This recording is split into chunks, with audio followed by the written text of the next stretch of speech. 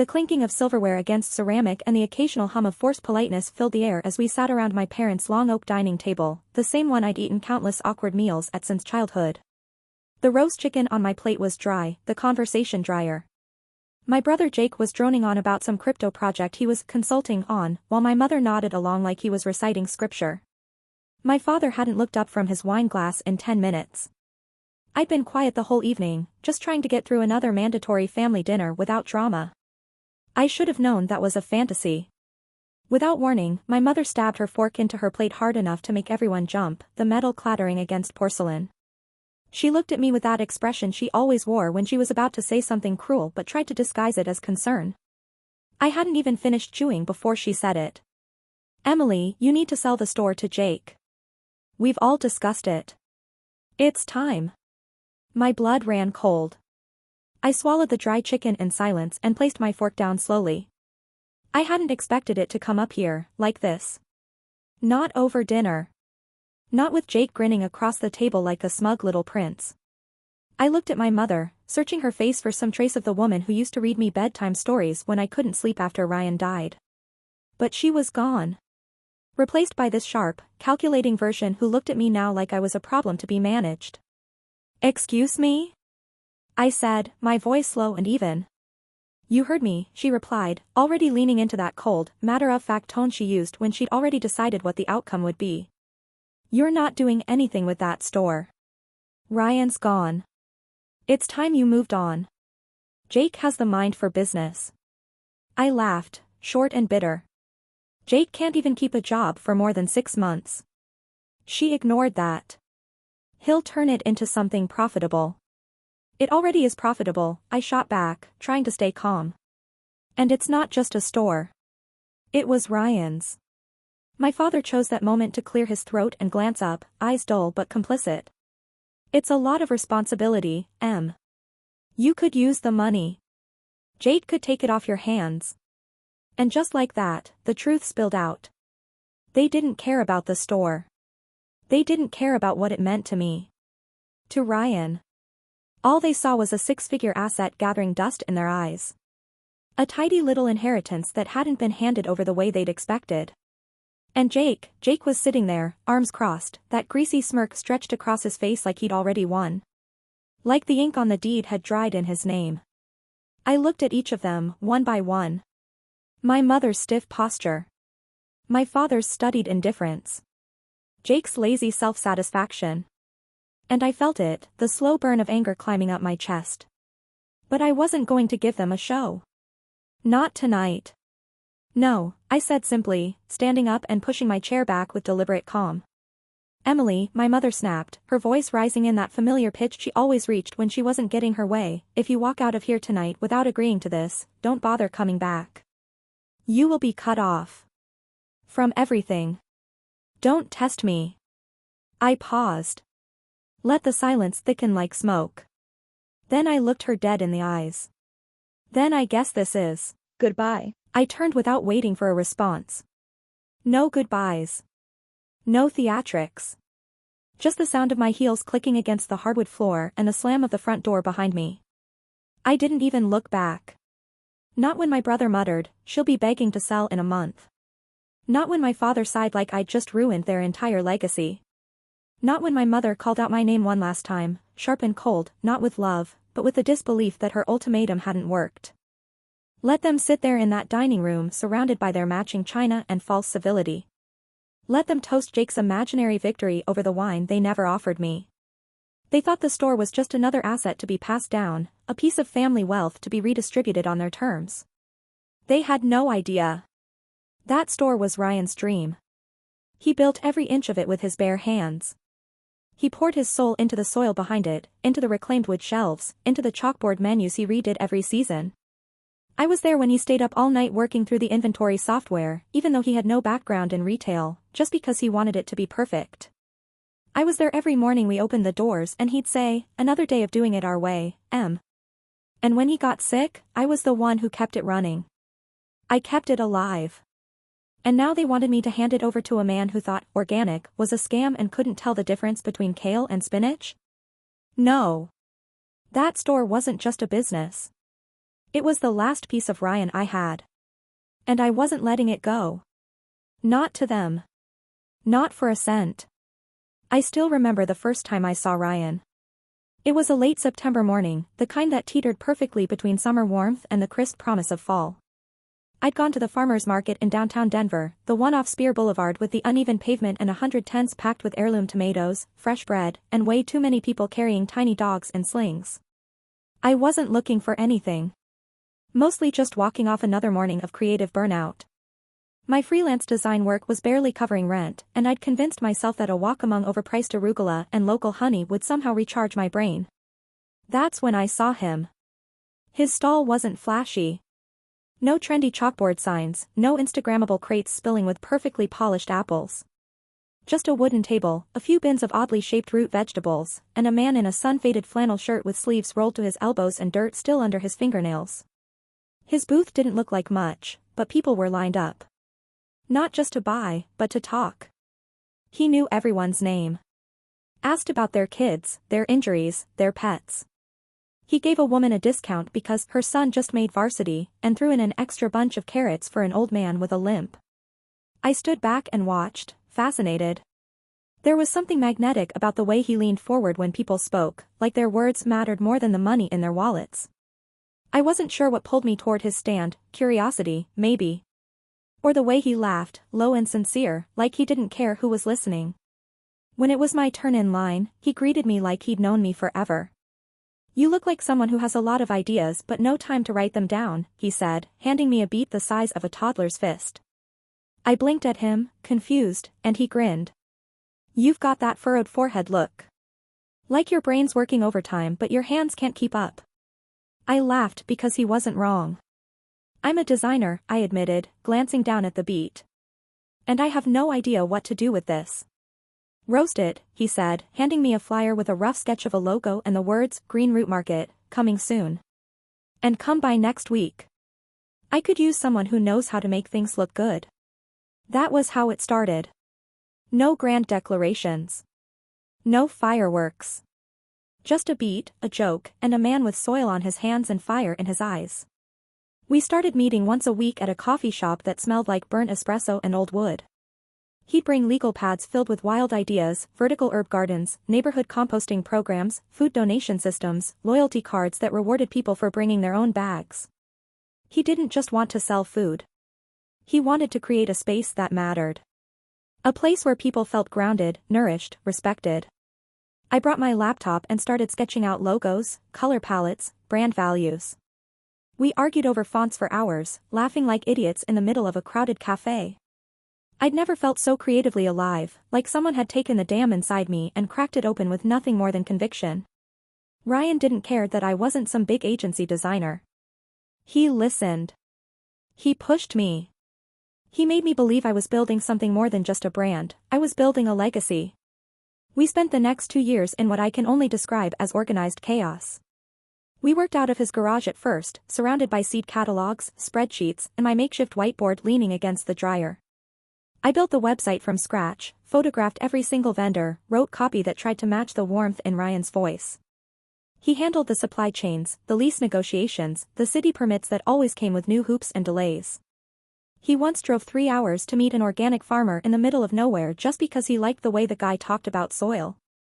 I spent an entire weekend painting signage by hand because Ryan said he wanted the store to feel human, not corporate. Every detail, every fixture, every square inch of Green Root Market was touched by the two of us. And when it finally opened, after all the sleepless nights, the budget nightmares, the arguments over lighting fixtures and aisle layouts, it felt like we had breathed life into a dream that now stood on its own. The sign went up on a foggy April morning, and the sun broke through just as the ribbon was cut. Ryan stood beside me, fingers laced with mine, grinning like a kid who'd just built a treehouse from scratch. The grand opening was packed. We ran out of produce in 2 hours. Local musicians played on the sidewalk. A retired teacher brought a bouquet from her backyard to thank Ryan for helping her set up a CSA account. And when I looked around, I saw it, the community he always talked about. Real people. Real connection. Ryan died 3 years later. Cancer doesn't care how much you've built or how much you still have left to do. He was gone in 8 months. But the store lived. I kept it running because I didn't know what else to do. Not at first. Then, because it still felt like the only place where I could hear his voice. Smell the soap we picked out together. See the paint I smeared on the walls with shaking hands. Green Root Market wasn't just his dream. It was ours. A love story in wood and soil and open doors. A legacy written not in money, but in meaning. And I was never going to hand it over to someone who saw it as nothing more than a cash cow waiting to be milked. The rain had been coming down hard that night, the kind of steady, soaking storm that turned familiar roads into a blur of reflections and hidden danger. I remember the way the wind rattled the windows of our apartment, how I'd curled up on the couch with a blanket and a notebook, scribbling half-baked ideas for a seasonal produce campaign. Ryan had called me an hour before. His voice was tired but warm, like always. He said the supplier's shipment was delayed but he'd picked it up himself, extra crates of heritage apples and heirloom squash from a farm he loved up near Greeley. He joked that I'd have to come up with a recipe for 100 pounds of ugly but delicious gourds, and promised he'd be home soon, said he was craving Thai food and wanted to stop for takeout. That was the last time I ever heard his voice. The knock on the door came at 11:43 p.m. I know because I'd looked at the clock just before getting up, annoyed and half asleep, thinking maybe he'd forgotten his keys again. But when I opened the door, it wasn't Ryan. It was a police officer in a soaked uniform, holding his hat in one hand and an expression I will never forget. They said it was the weather. Said his truck hydroplaned on a slick curve just outside town. They said it was fast, that he probably didn't feel a thing. But none of those words mattered. Not the explanations. Not the apologies. Not the gentle offer to call someone for me. All I could think was that Ryan had died alone, in the dark, surrounded by the very produce he had so carefully driven hundreds of miles to get for a store he believed in more than anything. I don't remember much from the days that followed. The funeral was a blur of damp tissues and pitying stares. People I barely knew brought casseroles and said things like, "At least he died doing what he loved," as if that made it easier to stand in the apartment we were supposed to turn into a home and see his coat still hanging by the door. What I do remember is how quiet the store was when I went back for the first time. The smell of beeswax, cedarwood, and produce still lingered in the air. The handwritten chalkboard still read, "See you Monday," in Ryan's loopy script. His coffee mug was still by the register. It had a chip in the rim and a faint ring of dried espresso inside. I sat behind the counter that day and cried until my ribs hurt. Everyone assumed I would close it. His parents offered to help liquidate the business. My friend said it would be too painful to run alone. But I didn't listen. I couldn't. I didn't keep the store open because I was strong or ambitious or needed the money. I kept it open because it was the last living part of him. That store had our fingerprints on every surface. The reclaimed wood shelves we argued about for a week. The green pendant lights we found at a salvage yard and rewired together over a weekend. The playlist we made for Sunday mornings, Fleetwood Mac, Gregory Alan Isakov, a little Van Morrison. Everything in that space held echoes of our life together. Running Green Root became my grief. It became my therapy. I would unlock the doors before sunrise, turn on the lights, and talk to Ryan in my head while I watered the herbs in the front windowsill. I handled inventory like a ritual, tracing the handwriting in old notes he'd left on supplier forms. When regulars came in, they didn't offer condolences anymore. They'd ask about the new jam flavors or compliment the seasonal displays, and for a few moments, I could almost pretend things were normal. I didn't care if profit margins dipped or if foot traffic slowed during the colder months. I ran the store like he would have, with care, with intention, with a stubborn belief that food could build community. I didn't want to grow it into some chain or scale it up with venture capital vultures. I just wanted to keep it alive. Keep him alive. But my parents never understood that. From the beginning, they saw the store as little more than a financial curiosity, something they could bring up during dinner conversations when they wanted to brag about their daughter being a business owner. They never asked how it felt to step inside that space every morning, to stand behind the counter where Ryan used to rest his elbows and smile at every single customer like they were family. They didn't see the way I still froze up when I opened the supply closet and saw his toolbox. They didn't hear the way my breath caught in my throat every time a vendor mentioned him in passing, as if he'd just stepped out for a moment. To them, the store was an asset, plain and simple. Something with a six-figure valuation, a clean P&L, and potential for expansion. I overheard my father once talking about positioning it for sale to a regional chain. My mother would ask, gently at first, if I'd considered taking a step back and letting someone with more experience manage things. But I knew what they meant. They wanted me to move on, to let it go, to let him go. Jake was worse. He'd never stepped foot in the store while Ryan was alive, never once offered to help with a delivery or pick up produce. But after Ryan died, he suddenly became interested. "You should monetize the brand," he said once over coffee, like the word brand didn't make me want to throw the mug at the wall. "You've got equity in that name, you know." I ignored it. I always did. I told myself they just didn't understand. But deep down, I knew the truth. They didn't want to understand.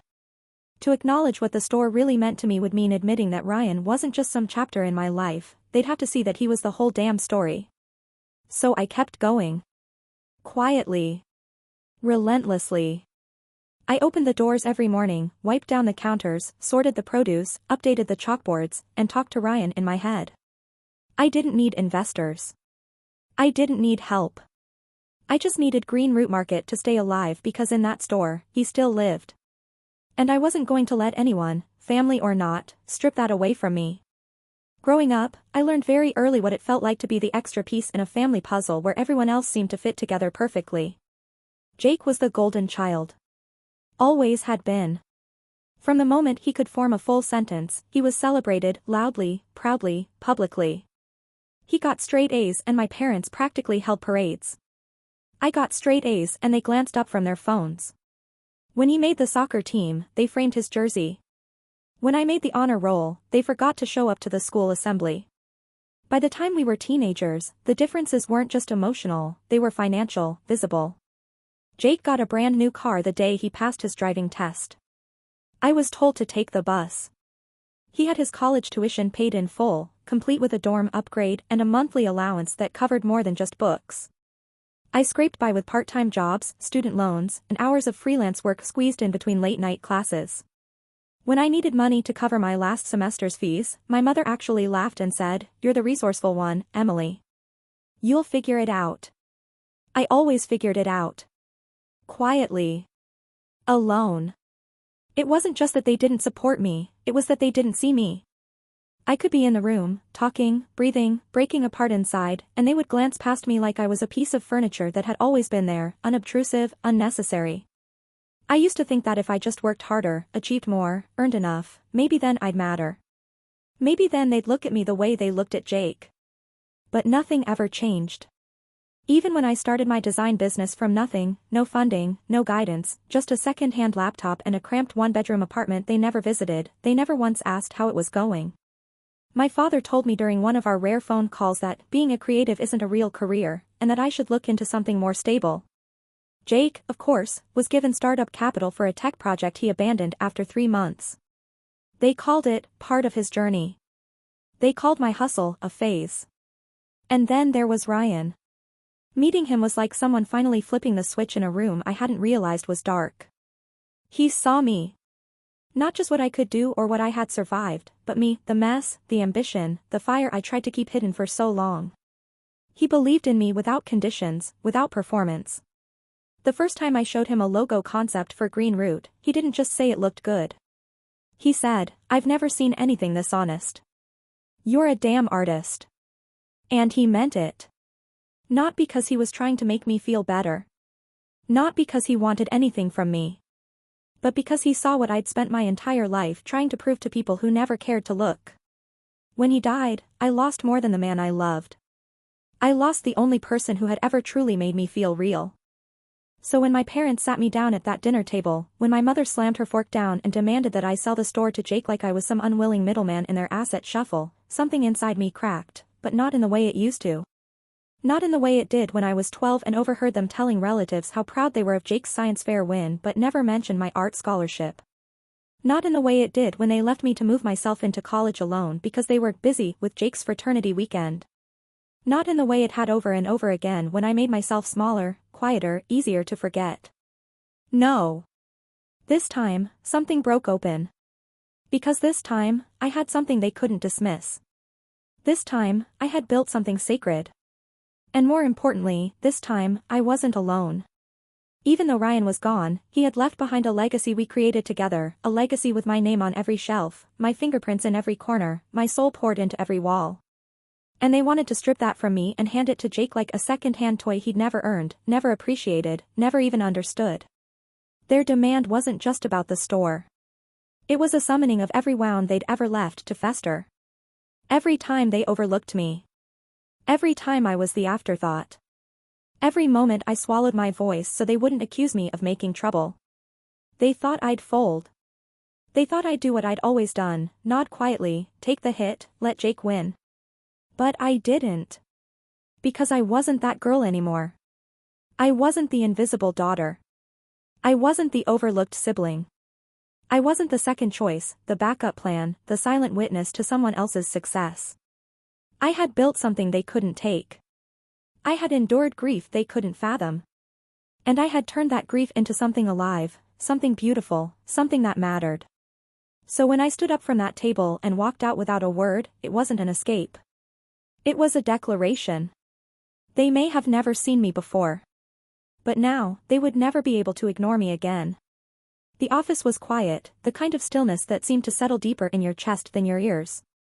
Claire Dalton sat across from me, her glasses low on her nose, her hands folded on top of a thick manila folder that had my name written in clean blue ink across the tab. Her office smelled faintly of old books and leather, comforting, solid, like the woman herself.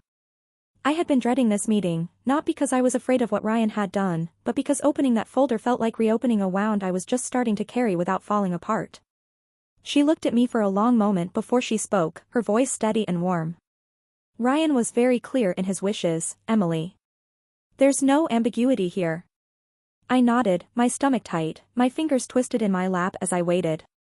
He left everything related to Green Root Market solely to you, she said. The property, the business assets, the account, the name, all of it. No shared interest, no outstanding debt, no clauses. It's yours. Completely. The breath I hadn't realized I was holding left my body in a slow exhale, like steam finally escaping a pressure valve. My hands trembled slightly, not out of fear, but from the quiet, overwhelming rush of something close to relief. I had known, deep down, what Ryan wanted. He had told me in 100 small ways over the years, this is ours, this is for us, this is your future too, but seeing it there in black and white, in legal language that could not be twisted or misinterpreted, was something else entirely. Claire slid the folder across the table. Your name is on the title. No one can challenge it, not without grounds, and they have none. I stared at that folder for a moment longer before I placed my hand on top of it, grounding myself in its weight, in the finality it represented. I nodded once, quietly, and left her office with the papers pressed tightly to my chest. The next morning, the storm arrived. They didn't call. They didn't knock. They showed up at my apartment like they owned the air around them, my mother in her pressed slacks and her lips pinched tight, my father with his arms crossed and his jaw set like stone. Behind them, Jake hovered like a shadow with a cheap smile and a phone in his hand, dressed like he was heading to a lunch meeting with some pretend investor. I didn't invite them in. I didn't need to. My mother got straight to the point. We want to discuss what's going to happen with the store, she said, like it was a shared problem we were all trying to solve. There's nothing to discuss, I replied, calmly, my hand still on the edge of the door. She took a step forward anyway. Don't be naive, Emily. It's not just about you. Jake has plans. Real plans. There's money on the table. Jake chimed in then, his voice slick, like he was trying to sell me a luxury timeshare. I've got a contact in Seattle.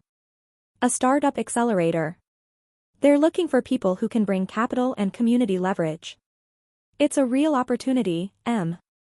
We could do something big. Do something big? I repeated, stunned at the gall. With Ryan's store? He shrugged like it was nothing. It's just business. My father stepped in then, his tone sharper, more cutting. Ryan's gone. You're being emotional, and it's clouding your judgment. That property is worth a fortune, and this isn't the time to cling to sentiment. Be smart for once. And there it was. That same familiar blade, sharpened over a lifetime of backhanded remarks and withheld approval. Be smart for once. As if I had never made a good decision in their eyes. As if keeping Ryan's legacy alive was foolish simply because it didn't look like Jake's version of ambition. I straightened my spine and opened the door wider, not to welcome them in, but to give them a clear path out. "I'm not selling," I said, my voice quiet but certain. "Ryan left the store to me. Solely. It's legally mine. And I'm not giving up a single brick of it, especially not to bankroll Jake's fantasy about virtual reality grocery apps or whatever pitch deck he scribbled together in a bar." My mother's face went rigid, her mouth opening and closing like she couldn't believe I'd spoken to her that way. My father looked like he was about to explode. Jake just blinked, that smug look flickering ever so slightly. "You're making a mistake," my father said coldly. "You think you don't need us, but when you come to your senses, we won't be here." "I've never had you," I replied, not with anger, not with bitterness, but with a clarity I hadn't known I was capable of. "Not really." My mother raised her voice then, her eyes narrowing. "Fine. You want to go it alone? Then you're cut off. Don't call us when you realize what you've lost." "I won't," I said simply. And I meant it. I didn't watch them walk away. I didn't close the door until the hallway was silent again. And when I turned around, I saw the folder Claire had given me still sitting on the kitchen table, right where I left it. My name, bold and undeniable, written across the top. Proof that I was no longer a bystander in my own story. They could take their money, their threats, their conditional love, and leave. I didn't need it. I had something they never gave me. I had self-worth. I had memory. I had legacy. And I had the store. Mine. Only mine. It started small, an offhand comment from a vendor at the co-op who used to smile when he saw me, now suddenly avoiding eye contact while muttering something about family drama under his breath. Then it was a cold shoulder at the post office from Mrs. Sandler, who had baked me lemon bars when Ryan died and once told me I reminded her of her own daughter. A few days later, it was a text from my cousin Leah, short and clipped, telling me she was heartbroken to hear how I was treating my parents. At first, I didn't understand what was happening. I hadn't said anything publicly.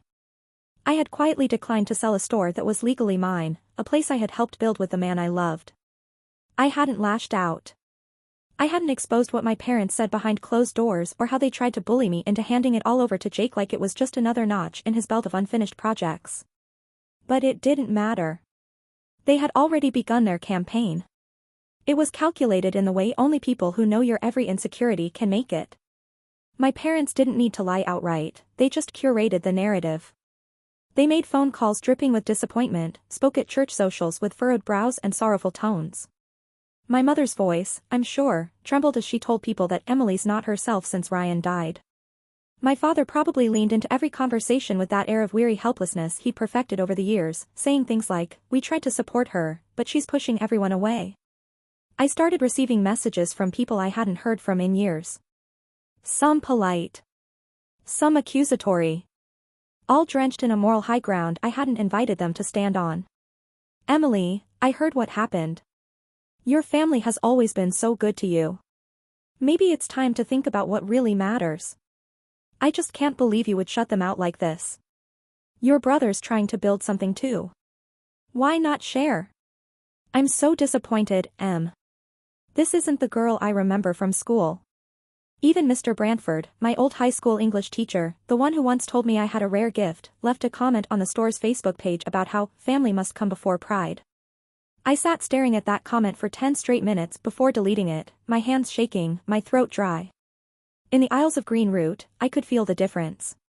Regulars still came in, but some hesitated at the register, their greetings shorter, their eyes flicking away from mine. A few stopped coming altogether. Someone, I never found out who, started a thread on the community Facebook group about how I was milking the store for profit while ignoring the people who made me who I am. I didn't respond. I couldn't. I knew that trying to correct the story would only feed it more fuel. I started sleeping less. I'd wake in the middle of the night drenched in sweat, heart pounding from dreams where Ryan was still alive and trying to reach me, but his voice would always get drowned out by others, my mother's scolding, my father's disappointment, Jake's smug laugh echoing behind me. I kept telling myself I was strong enough to handle it. That I had survived worse. But the constant whispers, the passive-aggressive glances, the carefully curated judgment from people who had no idea what I had given up, what I was still grieving, it was suffocating. I stopped going to the bakery on Saturdays, where I used to chat with Mia about new recipes. I skipped the weekend markets, afraid I'd run into another distant cousin with a pitying smile and questions I had no interest in answering. I went from work to home and back again, my world tightening into a loop of silence and restraint. But through it all, I never once considered giving them what they wanted. Because every time the exhaustion threatened to swallow me whole, every time I stared at my phone debating whether to respond to yet another message calling me selfish, I would think about the way Ryan looked at the store when it first opened. I would remember his voice, warm and steady, saying, "We're not just selling food here. We're building something that lasts." I would hear the way he used to say my name, like it meant something. They wanted to paint me as greedy, as bitter, as ungrateful. But I knew the truth. I had kept the doors open through grief and loneliness and now through slander. I wasn't fighting for money or pride or power. I was fighting for memory. For respect. For the life I had built brick by brick beside someone who gave everything to make it real. Let them talk. Let them twist the story until even they started to believe their own version. I would not bend for their approval. I would not hand over something sacred just to escape their judgment. I was tired. Bone deep tired. But I was not going to disappear. Not this time. I sat alone at the table in the back office of the store, Ryan's office, the one with the scuffed-up desk and the window that never quite closed all the way, and I stared at the building plans spread out in front of me, not really seeing them. My hands were wrapped around a mug of cold coffee, untouched. My head ached from weeks of stress that had built into something dense and constant, a pressure that lived behind my eyes. The judgment, the messages, the looks, it was all closing in. And through it all, Jake remained smugly quiet, like he was just waiting for me to crack, for me to slip and hand him what he thought he deserved. I knew him well enough to understand that he never wanted the store. Not really. He wanted the story of having it. He wanted the title, the recognition, the leverage. He wanted to tell investors at networking events that he owned a legacy business as he slid kombucha across a sleek table during another one of his performative meetings. And it was that thought, Jake playing savior with something he had no hand in building, that finally made something click. So I reached out to Logan Myers. It was bold, maybe reckless. But I'd met Logan once before, briefly, at a networking mixer Jake had dragged me to last year, back when I was still trying to give him the benefit of the doubt. I remembered how Logan had introduced himself not with his title, but with a sharp look and a firm handshake, the kind of entrepreneur who listened more than he spoke, the kind who built things to last.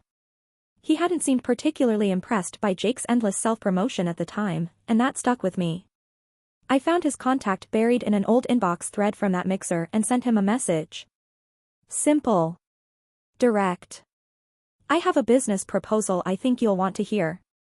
No strings. But I need it done fast. Can we meet?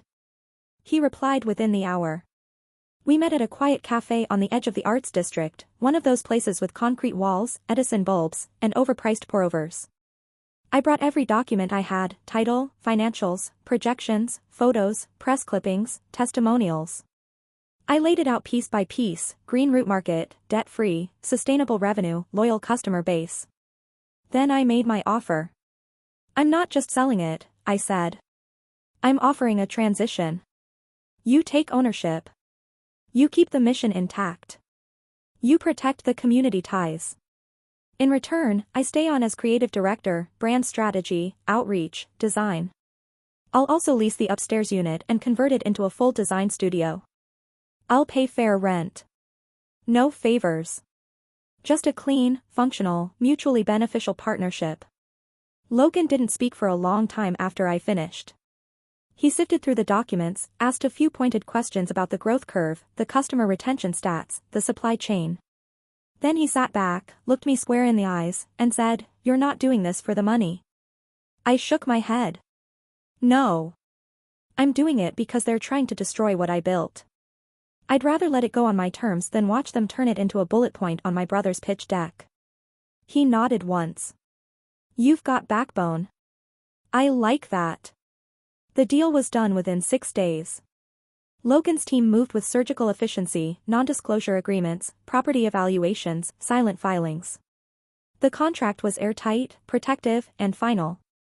My name would remain attached to the legacy of Green Root, but the store would now be owned by someone who actually understood how to grow something without burning the roots.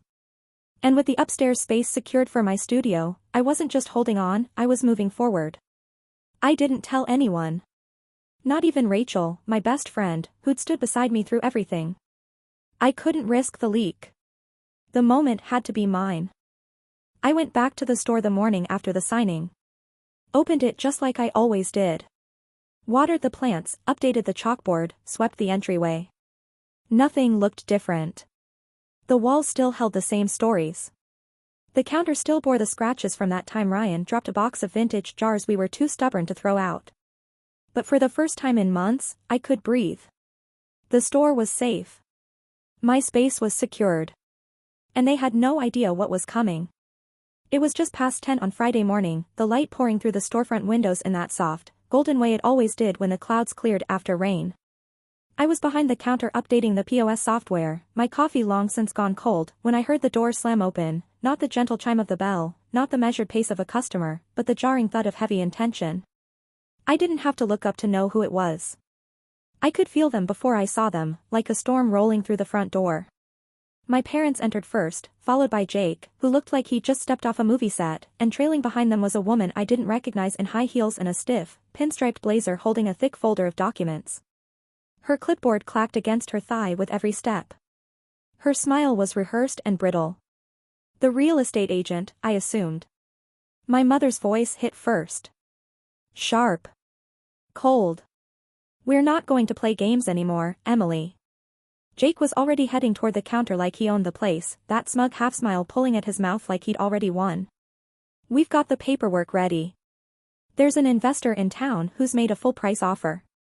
This is the best thing for everyone.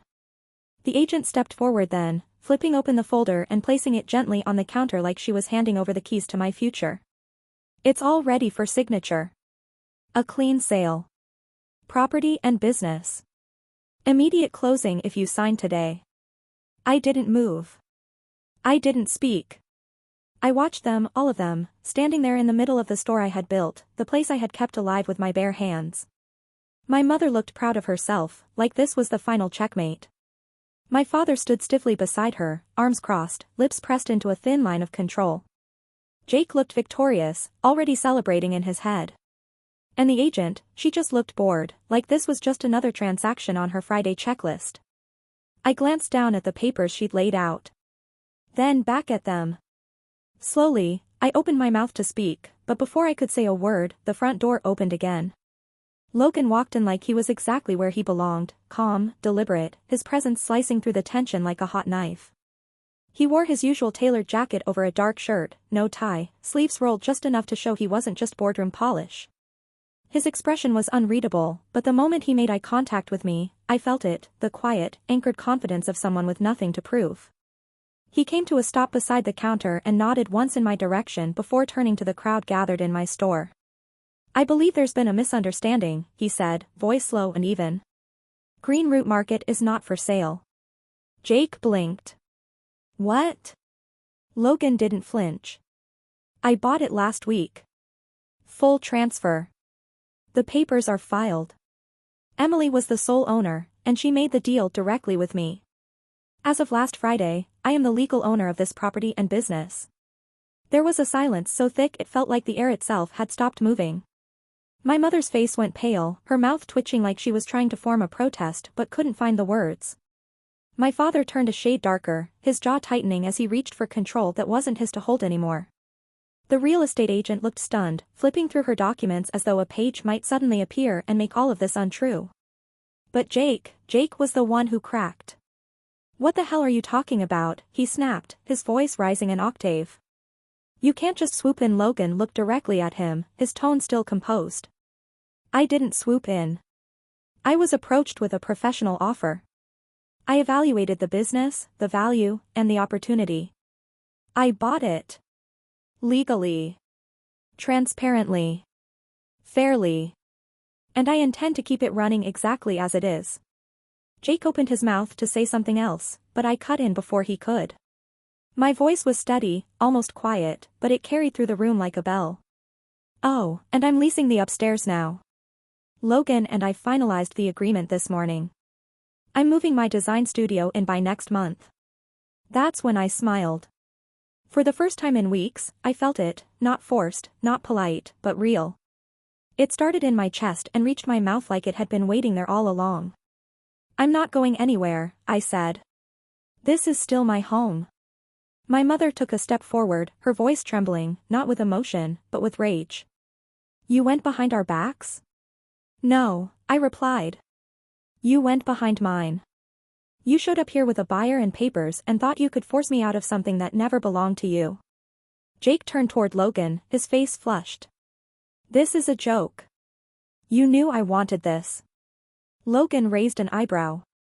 You wanted to use it to pad your resume and fund a VR prototype that hasn't left a pitch deck.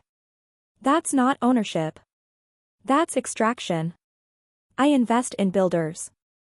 Emily built this. My father spoke then, low and pointed. So this is it? You're cutting us out? I looked at him, the weight of every ignored achievement, every disappointment, every time I was treated like a placeholder instead of a daughter, all sitting heavy in my chest. But I didn't let it bend me. Not now. No, I said. You cut yourselves out the moment you tried to strip away the only thing that ever made me feel whole just so Jake could have another project to abandon. I stepped around the counter and moved past them, toward the front door. The sunlight caught the glass jars on the shelves and scattered soft shadows across the floorboards Ryan laid down by hand. The place still smelled like fresh basil and citrus cleaner. It still felt like home. And now, it was protected. They stood there for a moment longer, stunned, rootless, unsure of what to say without control in their hands. Eventually, they left. No apology. No parting words. Just the quiet sound of the door closing behind them. And I stayed. It didn't take long for the cracks to show. A few days after the ambush at the store, Logan called me down to the office to give me a quiet heads up. Apparently, Jake had reached out. Or, more accurately, begged. After the failed takeover and the very public revelation that Green Root was no longer his golden ticket, things started to unravel for him. Investors pulled back. His little projects dried up. Whatever startups he was involved in turned out to be a collection of half-built apps and unpaid invoices. His options had vanished, and with no income and no fallback, desperation finally knocked on his door. Logan didn't gloat. He wasn't that kind of man. But I could hear the edge of disbelief in his voice when he told me Jake had come in asking for an executive role. Logan had calmly offered him one position, inventory manager. No fancy title, no corner office, just a clipboard, a warehouse schedule, and pallets of produce that needed to be tracked, rotated, and shelved. Jake accepted. Of course he did. He didn't have a choice. He showed up the following Monday in designer sneakers and a leather jacket, clearly expecting something other than what he got. I watched from behind the register as Logan handed him a stockroom login and a checklist and pointed him toward the back. There was no ceremony, no special treatment, no space carved out for his ego. Just manual labor and a job that demanded consistency, two things Jake had never been good at. Within days, the complaints started. He was late. Constantly. Sometimes by an hour or more. He made excuses, traffic, a broken alarm, an urgent call that turned out to be lunch with someone from his old crypto group. He mislabeled shipments, forgot to rotate perishables, left invoices unsigned and deliveries unpacked. One morning, I came downstairs to find boxes of organic strawberries sweating on the loading dock, left overnight because Jake had assumed someone else would deal with it. Half of them had to be tossed. That shipment alone cost the store close to $800. Logan gave him a formal warning, then another. He was patient, far more than I expected, but I knew he was watching closely. Logan didn't keep dead weight, and Jake was quickly proving to be just that, dead weight wrapped in self-importance. Still, he stayed. Begrudgingly. Every day I passed him in the hallway or caught a glimpse of him through the backroom window, I could see it, the resentment coiled around him like smoke. He barely acknowledged me. When he did, it was with a sarcastic edge, a muttered comment under his breath, or an exaggerated sigh. But I didn't engage. I didn't need to. He was already spiraling. Upstairs, it was an entirely different world. The studio came together faster than I expected. The space above the store had once been a dusty storage unit filled with old display racks and unused shelving, but I cleared it out piece by piece, scrubbing the floors and repainting the walls until the air smelled like lavender and clean wood. I brought in my desk, hung samples of my work, installed a pinboard that quickly filled with mood boards and fabric swatches and drafts of branding projects. Sunlight poured in through the windows in the afternoon, and sometimes, when it was quiet, I could hear the hum of the store below, familiar and comforting. And for the first time in years, I was creating without noise. Without my parents hovering, without Jake interrupting, without grief pressing down on every stroke of the pen or click of the mouse. I found a rhythm. I booked 3 new clients in my first week. Local businesses, mostly, an eco-friendly skincare line, a small publishing house, a ceramics studio looking to revamp their online presence. I sat at my desk, coffee in hand, music low in the background, and I worked. Focused. Uninterrupted. At peace. There were still moments of ache, of course. I would glance toward the corner where I hung a photo of Ryan, one we took the day the store opened, both of us beaming, exhausted, holding hands in front of the green-painted door. I missed him in a way that never dulled, not really. But now that pain came with purpose. I was building again. For me. For what we started. Logan checked in often but didn't hover. He let me do my thing and gave me space to flourish. Sometimes he'd swing by the studio with updates, new supplier contracts, community events, small ideas to drive engagement. He always mentioned Jake last, usually with a sigh and a clipped note. "He's hanging on by a thread," he said one day, leaning against the doorframe. "I don't think he'll last another month." I just nodded. I didn't think he'd last a week. We both knew the truth. Jake had been handed a lifeline, and he was unraveling it with both hands. He didn't want to build. He didn't want to contribute. He wanted the shortcut. And now that there was none, he was flailing. But I wasn't. Every day I unlocked the door to my studio, brewed a fresh cup of coffee, lit the candle Ryan once joked smelled like an overpriced forest, and sat down to work surrounded by peace I had earned. Let Jake stew in his bitterness. Let my parents wonder how their invisible daughter managed to thrive without them. I had nothing left to prove. I was here. I was rooted. And I wasn't going anywhere. I knew something was coming the moment I saw Claire's name pop up on my phone late one Thursday evening. She never called after hours unless it was serious. I answered on the second ring, already bracing myself. Her voice was calm but clipped, the way it always was when she was getting ready to go into battle. She didn't waste time. My parents had filed a lawsuit against me, claiming I had sold Green Root Market under duress, that I had been emotionally unstable, manipulated, pressured into the transaction. They wanted the sale nullified. They were demanding the store be returned to my name so it could be equitably distributed, their words, not mine. I didn't say much after she told me. I just sat on the floor of my studio, staring out the window, letting the weight of it settle over me like a familiar coat. I wasn't surprised. Not really.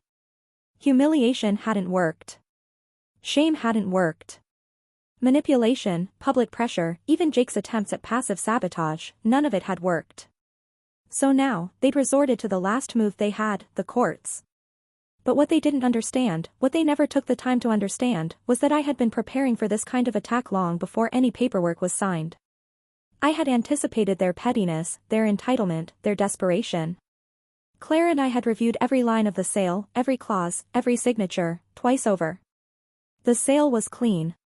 Legal. Voluntary. Documented down to the hour, with emails, timestamped messages, and official filings. And more than that, it was mine. Claire filed the response with surgical precision. She didn't posture or over-explain. She simply presented the facts, that I had full legal ownership of the property and business at the time of sale, that I had sought independent legal counsel, that I had been of sound mind and under no pressure. She attached copies of my communications with Logan, bank records, transfer receipts, and a notarized witness statement. She shut their entire case down with a 32-page brief that was equal parts fire and elegance.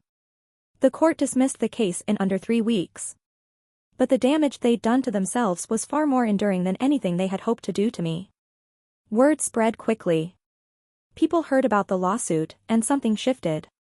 The narrative they had carefully crafted, of the bitter, selfish daughter who'd betrayed her loving family, began to collapse. People started asking questions, real questions, about who had actually built the store, who had run it for years, who had stayed when it would have been easier to walk away. They started to see the truth. And just like that, the tide turned. Customers who had stopped coming began to trickle back in. People who had once sent me pointed messages reached out quietly, apologetically. I got a handwritten letter from Mrs. Sandler, the one who had ignored me at the post office, saying she was sorry for believing what she'd heard. She included a photo of her granddaughter wearing one of our old green root grown shirts and a gift card to a local cafe. The message was clear: she saw me now. Sales at the store stabilized, then began to grow again. More importantly, the air inside shifted. It felt warm again. Familiar. Community members started chatting at the register like they used to. Neighbors lingered in the aisles. And I wasn't hiding anymore.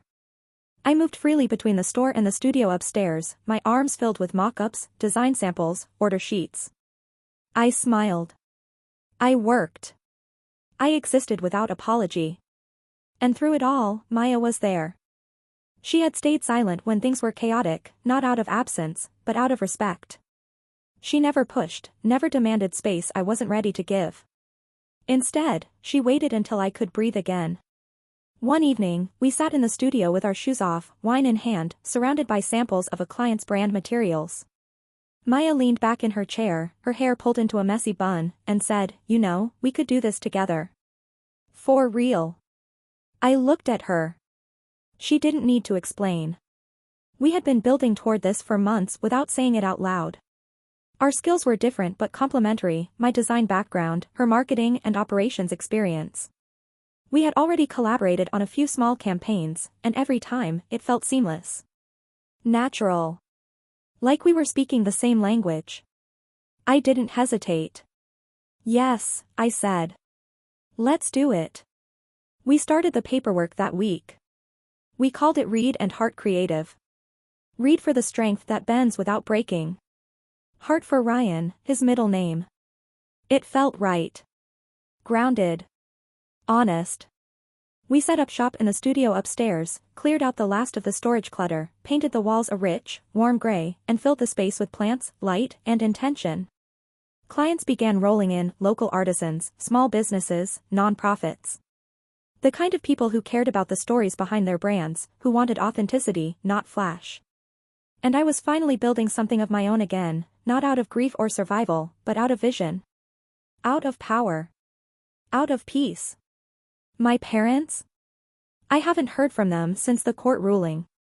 I don't expect to. I don't need to. Whatever family I was supposed to have in them, I buried alongside the illusion of their approval. Jake quit the store a week after the lawsuit was dismissed. He didn't say goodbye, just walked out and never came back. But I stayed. I stayed in the studio I built from dust. I stayed in the store that still hums with the rhythm of everything Ryan and I believed in. I stayed in the truth of who I am, not their daughter, not their pawn, not their casualty. Just me. Fully seen. Fully here. Fully free. I was upstairs in the studio late one afternoon, halfway through designing a new packaging concept for a local herbal tea brand, when I heard the sound of something slamming downstairs. Not the usual clatter of deliveries or customers dropping jars, this was sharper, final. I paused, listening. A few seconds later, the back door opened hard, then shut even harder. Heavy footsteps pounded down the back steps and into the alley behind the store. Then silence. I knew before I got up what had happened. When I came downstairs, Logan was standing near the register, his arms crossed, jaw tight, staring at the stockroom door like he was still processing the fallout. He didn't say anything right away. Just looked at me with that mix of frustration and inevitability I'd seen on his face more and more lately whenever Jake's name came up. I didn't even have to ask. "He's gone," Logan finally said, voice low. I fired him. It wasn't a surprise. Honestly, the only surprise was that it hadn't happened sooner. Over the past few weeks, Jake had been spiraling deeper into incompetence. He'd started skipping inventory checks entirely, blaming the software, the suppliers, the schedule, anything but his own disinterest. A massive delivery of specialty oils had been left unrefrigerated for 2 days. Several crates of dry goods had vanished without documentation. We lost thousands in stock, and worse, a few of our long-term vendors nearly pulled out due to missed invoices and late payments. Logan had given him warnings. He documented everything. Still tried to be fair. But there was only so much grace you could offer someone who didn't want the job in the first place. Jake hadn't respected the work, and the work responded the way it always does, it collapsed under him. I asked Logan what finally broke it. He showed up today, left the back gate wide open, didn't check in the delivery, and then lied about it. Blamed one of the new kids. I checked the cameras. Watched the whole thing. It was enough. I nodded. I didn't say I was sorry, because I wasn't. And I didn't say, I told you so, because Logan already knew. Later that night, as I locked up the store, I passed the stockroom. His clipboard still sat on the metal desk, papers scattered beneath it, a pen with a chewed-up cap resting on top. The sight of it was strange, the residue of his failure, lingering in a place he never belonged. The next morning, I heard from a neighbor. Mrs. Layton, who lived 2 doors down from my parents, came by the store for her usual honey and oat muffins. As she paid, she leaned in and said, casually, "Your folks are packing up. Heard they're selling the house. Moving to Arkansas, I think. Something about being near family." Her tone was neutral, but her eyes lingered on me like she wasn't sure if I'd be pleased or wounded by the news. I just smiled politely and nodded. Defeated and ashamed. That was the phrase that came to mind. The house I grew up in, the place where I spent years pretending to be smaller, quieter, easier to love, would now be someone else's. The shutters my father installed himself. The cold, immaculate kitchen my mother never let me touch. The garage where I hid with my sketchbooks in the summer to get a moment of quiet. It was all going to disappear into someone else's history. I didn't feel loss. I felt release. That evening, just before closing, I got a message. It was from my mother. Just one line. "You've made your choice." There was no greeting. No name. No warmth. Just that bitter finality they'd always used when their disappointment outweighed their capacity for love. I stared at it for a long time. Once, years ago, that sentence would have shattered me. It would have sent me spiraling, reaching for an apology, bending myself into new shapes to fit into whatever version of daughterhood they required. I would have taken it as a condemnation, a punishment. But now, it read like freedom. I didn't reply. I left the message unread and buried in the notifications, like a leaf blown through the door that I let settle in a corner, forgotten. The silence that followed wasn't hollow. It was clean. Clear. Weightless. The kind of silence that fills a space after a long storm finally breaks and passes. They had made their choices too, to overlook, to belittle, to control, to erase. I wasn't obligated to carry the pieces they left behind. And in their absence, I wasn't alone. I had Maya. I had Reed and Heart Creative. I had the studio, filled with light and intention. I had the store, steady and breathing, still full of Ryan's spirit in the scent of rosemary, cedar, and soap. I had a community that had returned, not in spite of the noise, but because I had stood through it. I had myself. And for the first time in my life, that was more than enough. It had been 6 months since the storm finally passed, and for the first time in years, I could say without hesitation, I was happy. Not the performative kind of happy I used to wrap around myself like armor, not the quiet, careful version I tried to convince others of when I was barely holding it together, but real, grounded, radiant joy. The kind that comes slowly, honestly, after you've burned everything false to the ground and built something better from the ashes. Reed and Heart Creative had become more than I ever imagined. What started as a quiet partnership between Maya and me in a freshly painted upstairs studio had blossomed into a full-scale design and strategy agency with clients spanning the entire state. We worked with non-profit organizations, sustainable fashion brands, farm-to-table restaurants, and indie bookstores. People who actually cared about impact, who understood the power of story. Maya handled pitches, contracts, and scaling with her signature precision, while I led the creative, the logos, the brand worlds, the voice. It was a rhythm we found almost immediately, like we had been preparing for this all our lives without knowing it. Our days were full, in the best way. Mornings started with coffee in mismatched mugs, usually brewed too strong, followed by brainstorms on the couch or mood board sessions that took over the entire floor. We filled the walls with pinned-up concepts, early sketches, color swatches, quotes we loved, things we hated, and one crooked Polaroid of the two of us at the studio window the day we signed our LLC papers, eyes tired, smiles wide, proud as hell. Downstairs, the store was thriving too. Logan had brought in new vendors, added a Saturday market table for local artisans, and partnered with a few neighborhood schools for educational tours and sustainability workshops. The store had always been about community, and under his leadership, that mission had deepened. He never tried to reinvent it, just strengthened what was already there.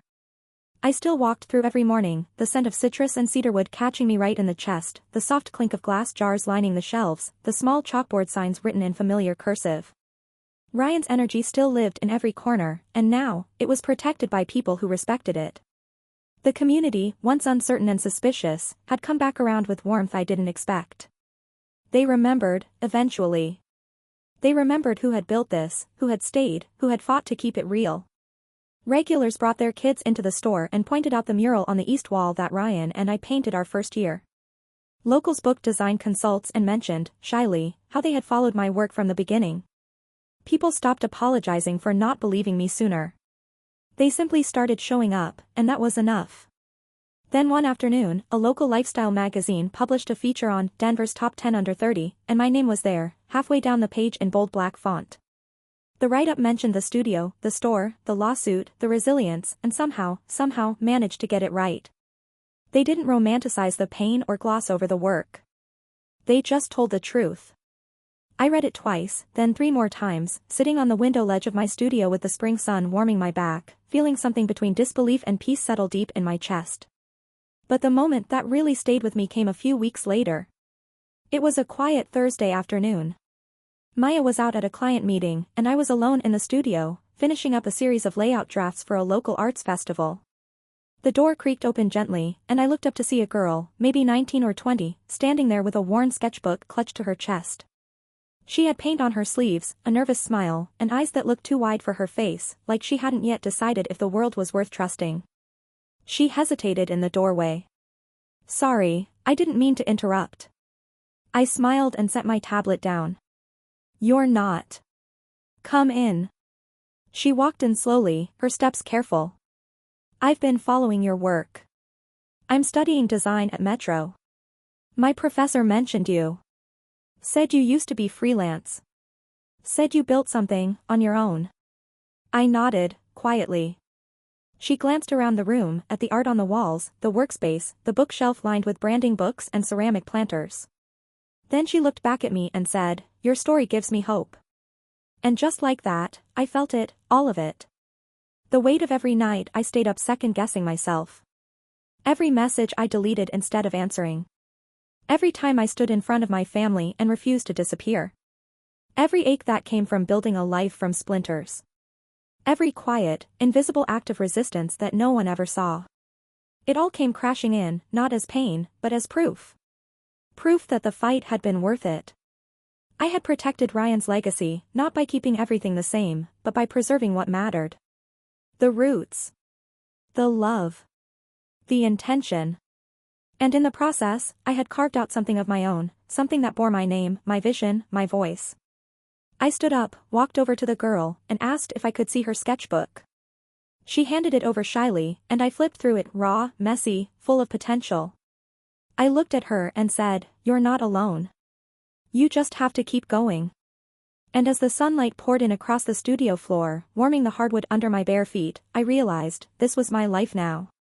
Not what was left after everything fell apart, but what I had chosen, fought for, and built. A new chapter. A true one. And it was only just beginning.